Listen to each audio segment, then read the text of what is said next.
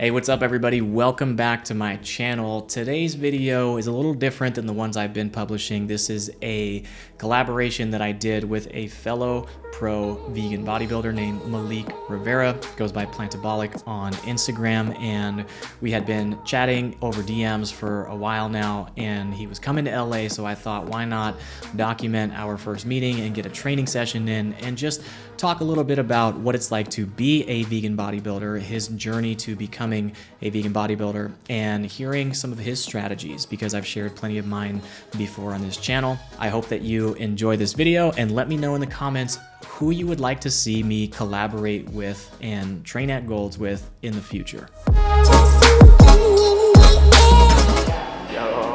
what's up, man? What up, bro?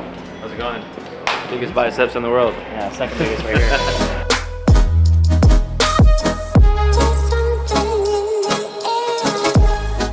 What kind of criticisms do we face? I'll let you go first. Yeah, the most common that you can't build this amount of muscle with plants. Amino acids, there's that common fallacy, but there's not enough amino acids or complete proteins available via a plant-based diet. We know that that's, again, a fallacy. Yeah, soy is another big one. If we eat soy, then it's going to affect our testosterone or increase our estrogen levels. You get gynecomastia or man boobs from soy, which I wish that was the case. If I could, grow these a little bit more. This is a good one. This one kind of like aggravates me a little bit, is that the moment that a vegan talks about taking supplements like protein powder, vitamins, pre-workout, any of it, it automatically gets classified as that the vegan diet is incomplete and you have to rely on supplements. But any athlete, especially a professional athlete, whether you're a bodybuilder, a runner, a rower, a biker, a boxer, doesn't matter, you benefit from taking supplements because of the high nutritional demands from training. So if you can shorten up your recovery window, you can get back into the gym sooner. So it doesn't mean just because we're vegan and we take supplements that there's something wrong or incomplete about the vegan diet. It's just good athletic practice and gives you that competitive edge so that you can make faster gains, more progress, and recover sooner. So that one always bugs me. Categorized as not natural or yeah, like you said, incomplete. Yeah. And I think there's a lot to be said around, a lot of people that say this aren't even being very conscious of what they're consuming anyway, so it's almost like this just, it's very indicative for people to touch on things that might be not as advantageous, right, for people that consume plants. But I think all around, 8 to 10% of us are improved by supplements. You don't need a tremendous amount of supplements, they're not necessary, but if you're trying to get that little edge, they can push you beyond that, especially what you're naturally capable of. So it'd be hard to find professional athletes that don't take supplements. Come on, keep that tempo,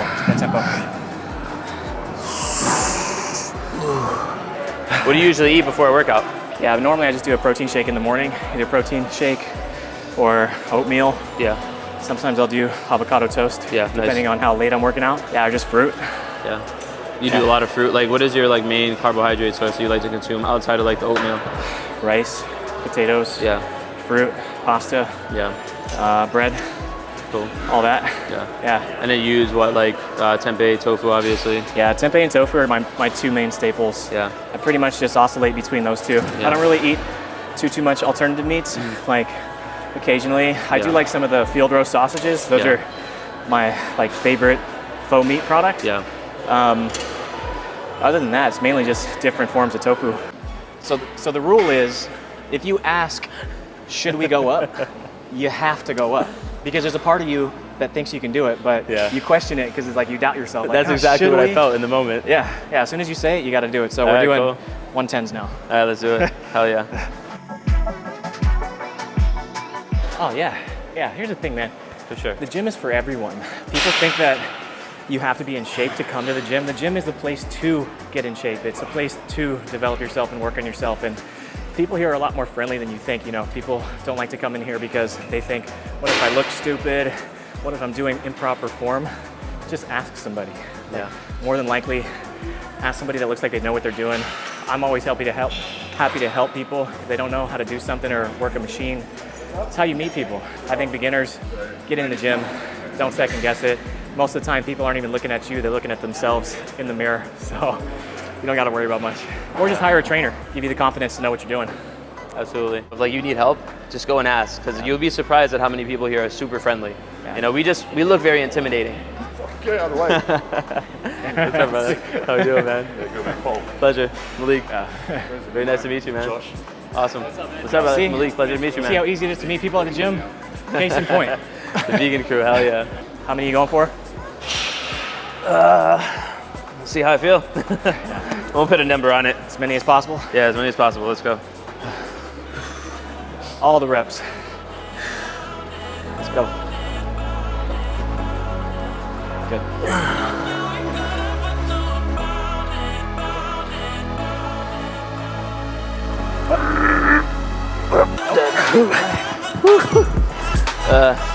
You did all the reps. That was good. I haven't gotten under that since like the middle of my prep, so Yeah, well, it's a good push. So you need people to push you. so he said he would have stayed at the 95s if he would have been by himself. And just that little bit of a push, that mental, kind of like non-negotiation, like, should I go up? Yes. Don't negotiate with yourself.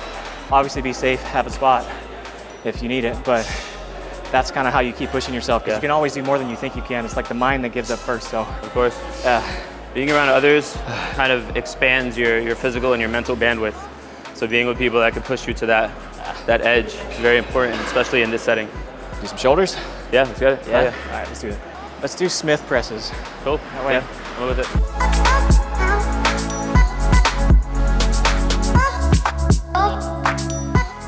What attracted me is the art. I think bodybuilding is an art. Being able to sculpt, you see you need some delts. You know, you add a little bit of shoulder press, some lateral raises. You see you need some chest, you know, some incline. The camaraderie, the brotherhood, you know, being around great individuals that can help to push you to your edge and make you better.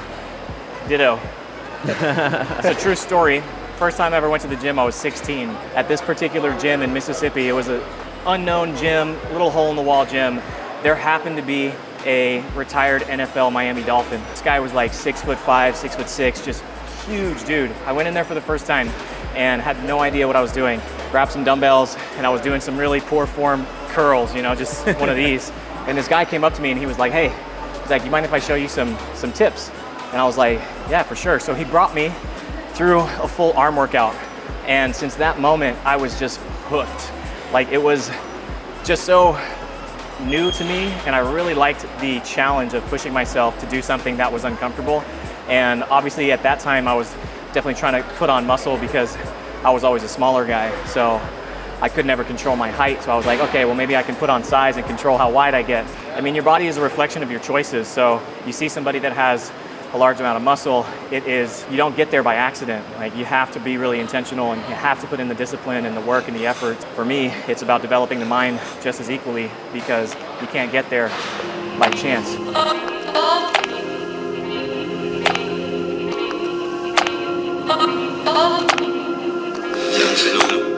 Solid. All right, bro. All right, so we just wrapped up.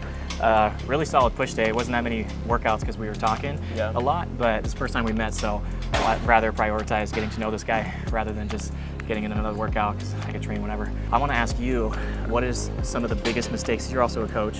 What are some of the biggest mistakes that you see people who are trying to go vegan make? I think the number one thing that I see that I even experienced was, I guess, the vegan flu, right? So it's almost like that period of time where you kind of feel like sickly, low energy, and you can't seem to figure out where it's coming from.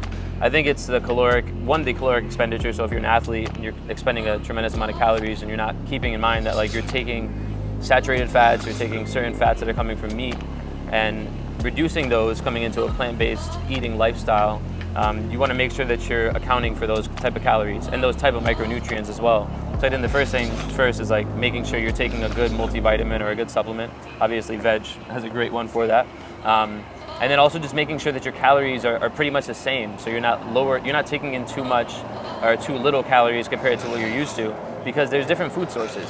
So I think tracking your food when it comes to transitioning, using something like a MyFitnessPal or some sort of nutrition-based tracking app is going to be very advantageous into you making that transition. So you know what you're losing, what you're not accounting for, and then balancing out that caloric expenditure.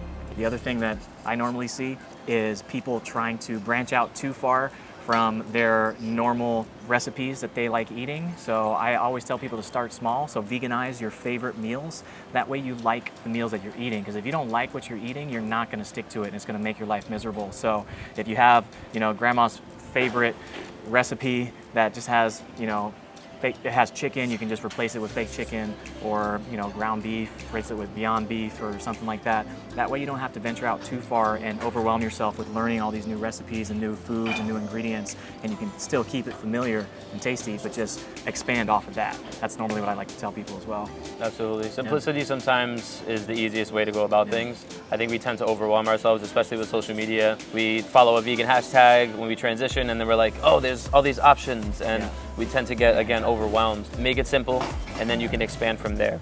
All right, next question. What would you tell an aspiring vegan bodybuilder? I would say you have to track everything, right? When it comes to bodybuilding, at the end of the day, it is a very micromanaged sport. So you want to make sure that you're doing the same for yourself. So micromanage your food, your nutrition, first and foremost. Make sure that, again, you're getting 0.8 to 1 gram per pound of body weight. Sometimes actually, with natural competitors, less is more. So you actually do want to take in a little bit less than your body weight, when you're competing. More protein isn't going to be necessarily more advantageous. Optimize recovery.